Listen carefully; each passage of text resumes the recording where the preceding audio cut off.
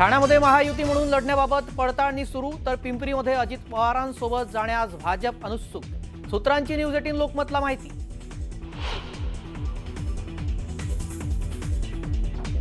पालिका निवडणुकीच्या तोंडावर आघाडीच्या मुद्द्यावरून काँग्रेसमध्ये अंतर्विरोध. भाई जगतापांकडून स्वबळावर लढण्याचा दावा, तर पक्षश्रेष्ठी निर्णय घेतील वर्षा गायकवाड यांची माहिती.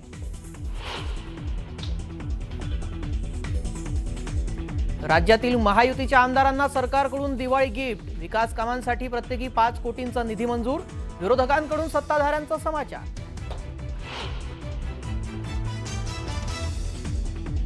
आपल्यावर टीका करण्यासाठी राणा दाम्पत्याला देवाभाऊंकडून प्रोग्राम. नवरा युवा स्वाभिमानीमध्ये तर बायको भाजपात. हा कसला स्वाभिमान म्हणत कडूंचा राणांवर पलटवार. राज्य सरकारकडून मदतीच्या निकषात बदल. पूरग्रस्तांना 3 हेक्टरपर्यंत मदत मिळणार, तर आतापर्यंत 8,139 कोटी रुपये वितरित झाल्याची ही माहिती.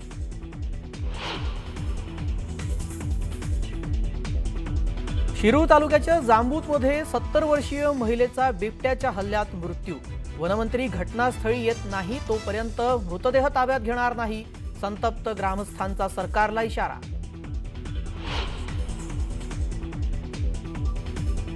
दिवाळी पाडव्यानिमित्त पुण्यातील श्रीमंत दगडूशेठ गणपती मंदिरात आकर्षक सजावट. सकाळपासून दर्शनाला भाविकांची मोठी गर्दी.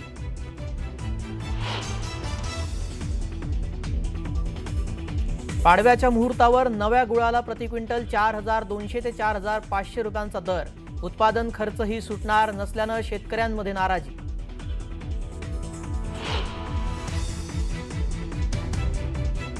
फरार आरोपी मेहुल चोक्सीला लवकरच भारतात आणलं जाणार. भारतातील प्रत्यार्पणाला बेल्जियम कोर्टाची परवानगी. आर्थर रोड जेलमध्ये ठेवणार असल्याची माहिती.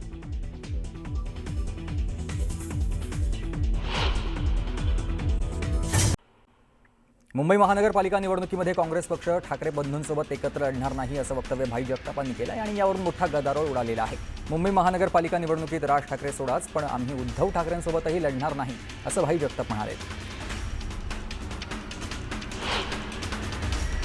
मुंबईत काँग्रेसनं स्वबळावर लढायला हवंय. स्वबळासंदर्भात काँग्रेसच्या बैठकीमध्ये आम्ही भूमिका मांडली आणि काँग्रेसच्या सर्व कार्यकर्त्यांची स्वबळावर लढण्याची इच्छा आहे. शिवसेना मनसेसोबत जाण्याची कार्यकर्त्यांची इच्छा नाही असं भाई जगताप म्हणाले. कुणासोबत जायचं आणि कुणासोबत जायचं नाही हे हायकमांड ठरवतं. आमचे काँग्रेसचे प्रमुखच निर्णय घेतात, मी एकटा नाही आहे. त्यामुळे अंतिम निर्णय हायकमांड घेतील असं भाई जगतापांनी सांगितलं आहे. भाई जगतापांच्या मागणीला वर्षा गायकवाडांनी छेद दिलाय. भाई जगतापांचं मत वैयक्तिक आहे, निर्णय सर्वानुमते घेतला जातो असं वर्षा गायकवाड म्हणालात. केंद्रामधून आघाडीचा निर्णय ठरणार असं गायकवाड यांनी स्पष्ट केलं आहे. काँग्रेसच्या स्वबळाच्या नाऱ्यावरून एकनाथ शिंदे यांनी हल्लाबोल केलाय. स्वबळाचा त्यांचा निर्णय, पण निवडणुकीमध्ये महायुतीचाच विजय होणार आहे. जनता महायुतीलाच मत देईल असा विश्वास शिंदेंनी व्यक्त केला आहे. जगतापांच्या बोलण्याचा विपर्यास करण्यात आला आहे. त्यांनी कार्यकर्त्यांची भावना मांडली आहे. त्यामुळे उगाच वाद वाढवू नये असं किशोरी पेडणेकर म्हणाल्या. तसंही आम्ही यापूर्वी वेगवेगळेच लढलेलो होतो असंही पेडणेकरांनी स्पष्ट केलं आहे.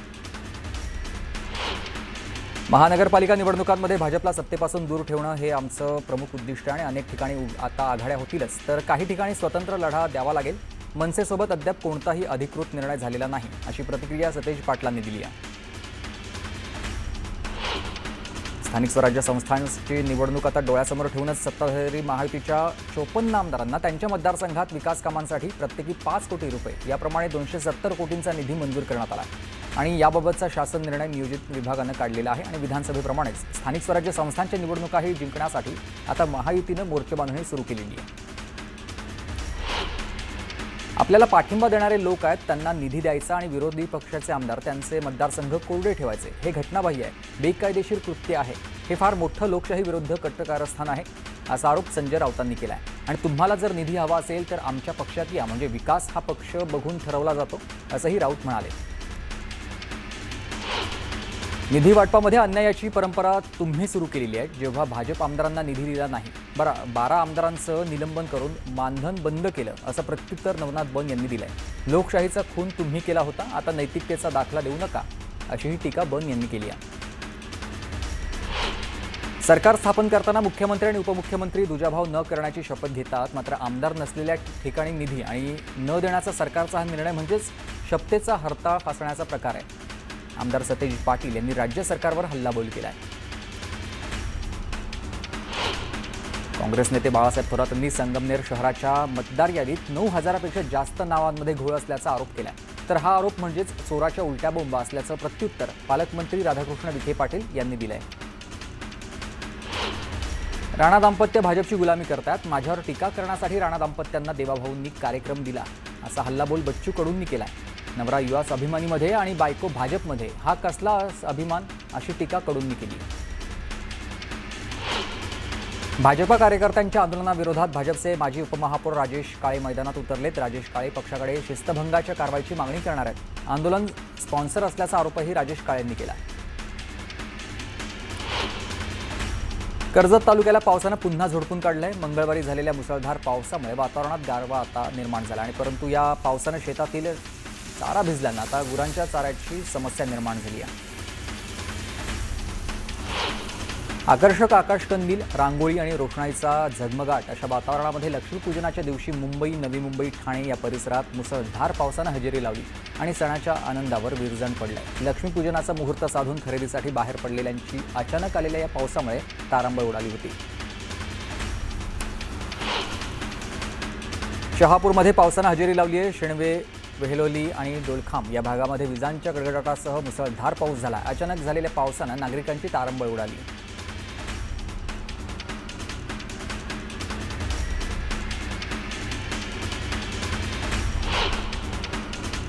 एक बातमी आपण आता विस्तारानं बघूयात. शिर्डीमध्ये अचानक आलेल्या पावसानं भाविकांची चांगलीच तारांबळ उडाली. हवामान खात्यानं दिलेल्या इशाऱ्यानंतर आज अहिल्यानगर जिल्ह्यासह शिर्डी परिसरात पावसानं जोरदार हजेरी लावली आहे.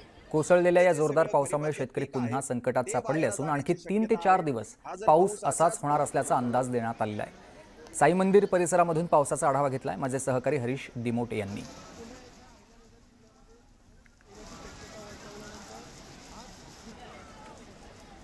हवामान खात्याने इशारा दिला होता की अहिल्यानगर जिल्ह्यामध्ये पुन्हा एकदा पाऊस पडेल. त्यानंतर आज कुठेतरी वातावरण तयार झालं आणि पाऊस कोसळायला सुरुवात झालेली आहे. आता मी शिर्डी मंदिर परिसरामध्ये आहे आणि आपण जर बघितलं तर गेल्या अर्ध्या तासापासून या ठिकाणी जोरदार पाऊस कोसळतोय. त्यामुळं कुठेतरी सुट्टी साजरी करण्यासाठी आलेले जे भाविक आहेत यांची तारांबळ उडालेली दिसते. मंदिर परिसरामध्ये सर्व भक्त जे आहेत ते कुठेतरी मंडपचा आसरा घेताना दिसत आहेत आणि मंदिरातून बाहेर पडणारे जे भाविक आहेत यांची मोठी गर्दी या ठिकाणी झाल्याचं चित्र आहे.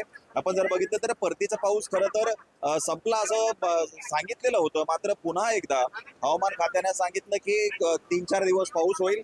आज पुन्हा एकदा वातावरण तयार झालंय. त्यामुळं शेतकऱ्यांची चिंता देखील वाढलेली दिसते, कारण काढणीला आलेलं जे सगळं खरीपाचं पीक आहे ते वायाला जाण्याची शक्यता आहे. हा जर पाऊस अशाच पद्धतीने जर 3-4 दिवस कोसळत राहिला तर आता करायचं काय, असा प्रश्न शेतकऱ्यांना पडणार आहे. कारण सोयाबीन असेल, तूर असेल, मूग असेल, जे काही पावसामध्ये वाचलेलं जे धान्य आहे हे हातातोंडाशी आलेलं आहे आणि आता पुन्हा एकदा या पावसामुळं शेतकऱ्यांपुढं मोठं संकट उभं राहिलेलं दिसतं. हरीश दिमोटे, न्यूज 18 लोकमत, अहिल्यानगर. पुन्हा एकदा बातम्यांचा वेगवान आढावा घेऊयात. दिवाळी पाडव्याच्या मुहूर्तावर सांगलीमध्ये हळदीचे सौदे पार पडलेले आहेत. हळदीची जागतिक बाजारपेठेमध्ये म्हणून ओळख असणाऱ्या या सांगली कृषी उत्पन्न बाजार समितीच्या आवारामध्ये पार पडलेल्या हळद सौद्यात हळदीला 17,800 रुपये प्रति क्विंटल इतका उच्चांकी दर मिळाला आहे. कराड बाजार समितीमध्ये गुळाला 4,501 रुपयांचा उच्चांकी दर मिळाला आहे. पाडव्याच्या शुभ मुहूर्तावर गुळ सौद्याला प्रारंभ झाला आहे, तर अति पावसामुळे गुळाचे दर हे 5,000वर जाण्याची शक्यता आहे. त्र्यंबक रोड विस्तारीकरणाच्या नावाखाली अनावश्यक जागा खाली करण्याच्या कारवाईला शेतकरी व्यापारी यांनी विरोध केलेला आणि हिंदू जनआंदोलन अशा आशयाखाली सर्व शेतकरी व्यापारी साधू संत रस्त्यावर उतरले.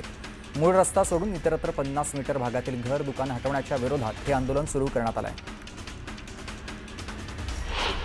वाशिमच्या मालेगाव तालुक्यातल्या शिरपूरमधील रस्त्यांची खड्ड्यांमुळे दुरावस्था झाली आहे. शिरपूर बस स्थानक परिसरामध्ये आणि आता या मालेगावकडे जाणाऱ्या मुख्य रस्त्यावरील खड्ड्यात पावसाचं पाणी साचल्यानं वाहन चालक आणि पादचाऱ्यांना मोठा त्रास सहन करावा लागतो आणि यासाठी प्रशासनानं या रस्त्यांची दुरुस्ती करण्याची मागणी नागरिकांनी केली आहे. माणुसकीला निवृत्ती नसते आणि याचा प्रत्यय धाराशिवमध्ये पाहायला मिळाला. एका 69 वर्षीय आजीनं पतीच्या पेन्शनमधून आणि वैयक्तिक बचत केलेल्या पैशातून पूरग्रस्तांना 5 लाखांची मदत केली आहे. त्यासह उबदार कपडेही त्यांनी पूरग्रस्तांना दिलेले आहेत. कोकणात सध्या भात कापणीला जोरदार सुरुवात झाली असून पावसाच्या धास्तीनं भात कापणीला वेग आला. सकाळी थंडी आणि दुपारी कडाक्याचं ऊन आणि संध्याकाळी ढगाळ वातावरणासह पाऊस असं चित्र पाहायला मिळत असल्यानंच वातावरणाचा फटका बळीराजाला बसत असून कापलेला भात घरी जाईपर्यंत शेतकऱ्यांच्या मनात भीती असते.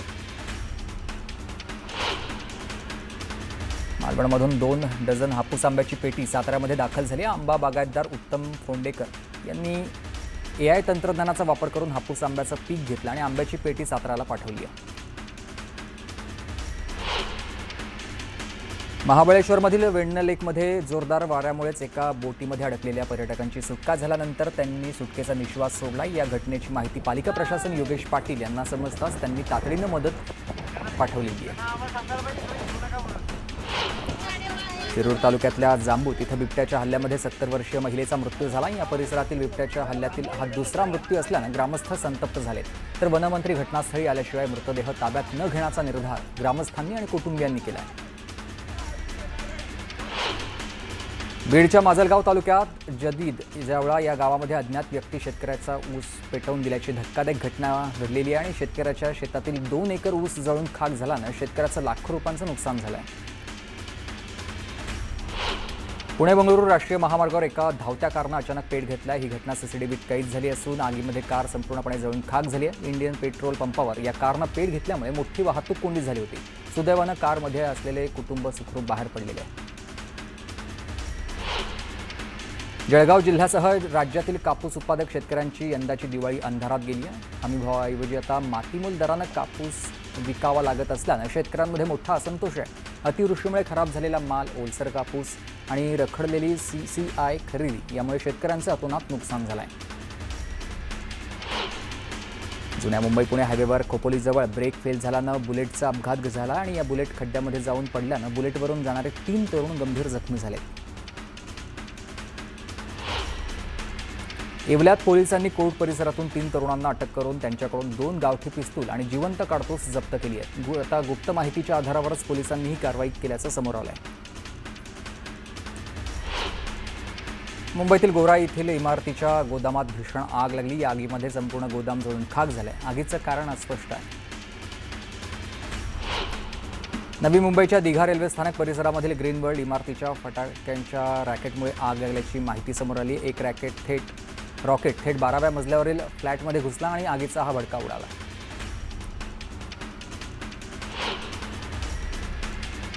बीडच्या लिंबा गणेश इथं बलिप्रतिपदा पाडव्यानिमित्तानं शेतकऱ्यांनी बळीराजाला अभिवादन करत इडापिडा टळो बळीचं राज्य येवो अशी घोषणाबाजी केली आणि सोयाबीन हमीभाव केंद्र तातडीनं सुरू करून शेतकऱ्यांना भरीव मदत करावी अशी मागणी शेतकऱ्यांनी केली. भंडारा जिल्ह्यातील जांभोरा या गावात मागील 150 वर्षांपासून आगळ्यावेगळ्या पद्धतीनं गोधन पूजा केली जाते. मागील 150 वर्षांपासून संपूर्ण गोधन जंगलामध्ये चरण्यासाठी नेलं जातं आणि यावेळी कधी चुकून गुराख्याकडून गोधनाला मारहाण झाली तर त्याचं प्रायश्चित्त म्हणून संपूर्ण गोधनासोबत गावाला प्रदक्षिणा घातली जाते आणि ही परंपरा पाहण्यासाठी पंचक्रोशीतील नागरिकांची मोठी उपस्थिती असते. हिंगोलीच्या वसमत तालुक्यात करुंदा इथल्या शेतकऱ्यांनी एका दिवसीय उपोषण करत काळी दिवाळी साजरी केली आहे. सरकारनं जाहीर केलेली आर्थिक मदत दिवाळीच्या आधी न मिळाल्यानं शेतकऱ्यांनीही आंदोलन केलं आहे. गोंदियामध्ये ओबीसी क्रांती मोर्चाच्या वतीनं बळीराजा दिवस साजरा करण्यात आला. तर इडापिडा टोळ देत बळीराजाचं राज्य येऊ देत असा नारा देण्यात आला आणि बळीराजाच्या राज्यात जशी सुखाची आणि समृद्धीची स्थिती होती तशी स्थिती यापुढे राहावी अशी मनोकामना करत बळीराजा दिन साजरा करण्यात आला. मनमाडच्या बाल कलाकारांनी किल्ले शिवनेरीची हुबेहूब प्रतिकृती साकारून दिवाळी साजरी केली आणि ही प्रतिकृती पाहून आपण किल्ले शिवनेरीवर आल्याचा भास होतो. इतकी सुंदर कलाकृती या बाल कलाकारांनी साकारली आहे. किल्ल्याची कलाकृती पाहण्यासाठी नागरिकांनी एकच गर्दी केली आहे. सिंधुदुर्गच्या सावंतवाडीमध्ये दिवाळीनिमित्त कोकण फेस्टिवलचं आयोजन करण्यात आलं आहे. महिलांनी बनवलेल्या विविध प्रकारच्या वस्तू या ठिकाणी विक्रीसाठी आणलेल्या आहेत आणि या वस्तूंची चांगलीच विक्री झाल्यामुळे महिलांना रोजगाराची संधी उपलब्ध झाली. दिवाळीनिमित्त बीडमध्ये दीपावली स्नेहमिलनाच्या कार्यक्रमाचं आयोजन करण्यात आलेलं होतं आणि यावेळी शरद पवार गटाचे आमदार संदीप क्षीरसागर यांच्या पाठीवर माजी आमदार अमरसिंह पंडित यांनी कौतुकानं थाप दिली आहे. क्षीरसागर यांनीही त्यांचे आशीर्वाद घेतलेत आणि त्यांच्या या कृतीमुळे चर्चांना उधाण आलंय. बीडचे आमदार सुरेश धस यांनी पालावरील वंचितसोबत गोरगरीब जनतेसोबत दिवाळी साजरी केलेली आहे. लक्ष्मीपूजनाच्या दिवशी शेतकऱ्यांच्या अकाउंटमध्ये पैसे आल्यानं आमदार सुरेश धस यांनी समाधान व्यक्त केलं आहे.